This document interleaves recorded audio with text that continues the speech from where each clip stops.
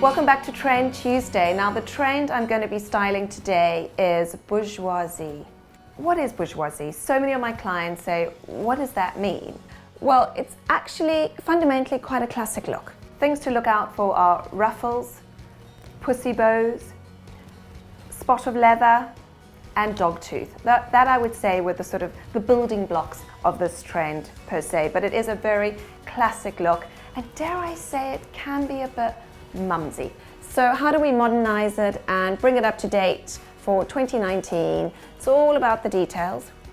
You need a pair of faux leather trousers, or even just, it can be grey plaid trousers, it can be some culottes, it could be a pleated skirt. Pearl details, diamante details are key.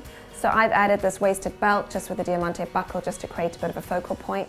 Now this shirt is incredibly over the top. It has big oversized ruffles.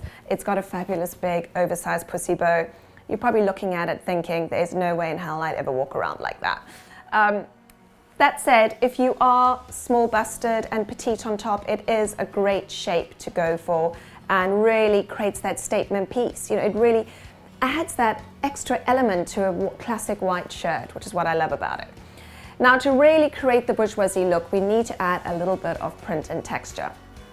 Dogtooth is one of the key textures or prints for this trend, and so I've chosen a dogtooth blazer to tie this look together, and I've gone for an oversized dogtooth, again, just trying to modernize it a little bit.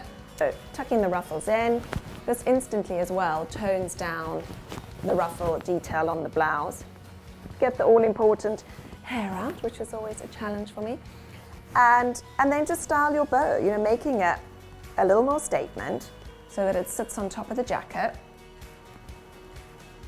And then you can either do the jacket up, so really cinching in the waist, or you can leave it open.